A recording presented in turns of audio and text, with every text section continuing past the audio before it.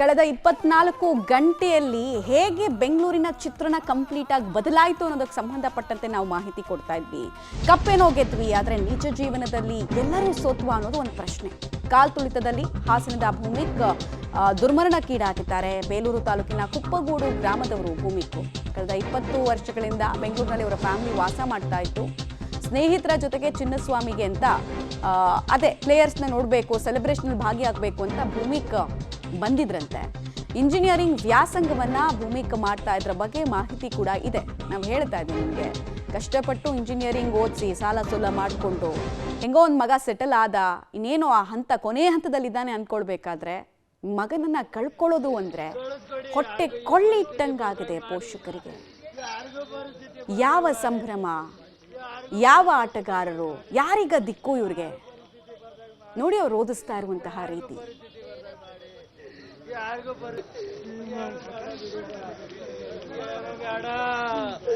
ದಯವಿಟ್ಟು ಇನ್ನು ಮುಂದೆ ಯಾರು ಈ ತರ ಮಾಡಿ ನಮ್ ದುಡ್ಡು ಕೊಟ್ಟು ನಾವು ನಮ್ಮ ಮಕ್ಕಳು ಸಾಯಿಸ್ಬೇಕು.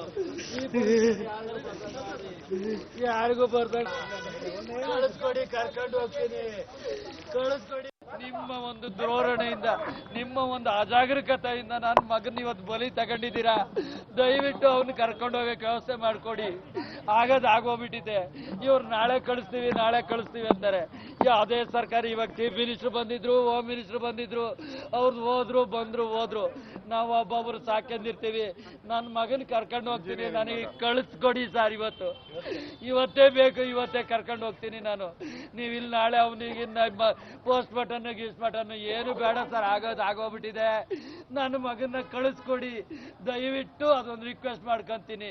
ನೀವು ಇಲ್ಲಿಟ್ಟು ಅವನ್ನಲ್ಲಿ ಮಲಗಿಸಿ ನನ್ನನ್ನು ಇಲ್ಲಾಗಿ ನಾವು 1 ಅವರ್ ಬಿಟ್ಟು ಅವನು ಇರ್ತಿರ್ಲಿಲ್ಲ. ಒಬ್ಬ ಮಗನ ಸಾಕೊಂಡಿದ್ದೀನಿ. 22 ವರ್ಷ ಅವನಿಗೆ ತುತ್ತು ಕೊಟ್ಟು ಸಾಕಿ ಇವತ್ತು ನಿಮ್ಮ ಒಂದು ಧೋರಣೆಯಿಂದ ಇಲ್ಲಿ ಬೀದಿನಲ್ಲಿ ಹೆಣ ಆಗಕ್ಕೆ ಮಾಡ್ಬಿಟ್ಟೆ. ನನಗೆ ಕೇಳ್ದೆ ಬಂದಿನಿ. ದಯವಿಟ್ಟು ಅವನನ್ನ ಇವಾಗನೇ ನನಗೊಂಚೂರು ಮಾಡಿ ಕಳಿಸ್ಕೊಡಿ. ಆಗೋಗ್ಬಿಟ್ಟಿದೆ. ಬರೋದು ಹೋಗೋದು ನಿಮಗೆ ಎಷ್ಟು ಕೋಟಿ ಜನಗಳಿದ್ದಾರೆ, ನನಗಾಗಲ್ಲ. ನನಗೆ ಕಳಿಸ್ಕೊಡಿ.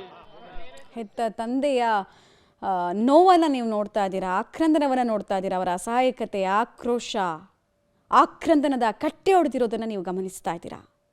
ಕೇಳ್ಕೊಳ್ತಾ ಇದ್ದಾರೆ, ಇವತ್ತೇ ಕಳಿಸ್ಕೊಡಿ. ನಿಮಗೆ ಅವನನ್ನು ಬದುಕಿ ಅಂತೂ ಕಳಿಸೋದಕ್ಕಾಗಲ್ಲ, ಕಳಿಸ್ಕೊಡಿ, ನಾವು ನೋಡ್ಕೊಳ್ತೀವಿ, ಅಂತ್ಯಕ್ರಿಯೆ ಮಾಡ್ತೀವಿ ಅಂತ ನಿನ್ನೆ ಕೇಳ್ತಾ ಇದ್ರು. ಬಟ್ ಕೆಲ ಪ್ರಕ್ರಿಯೆ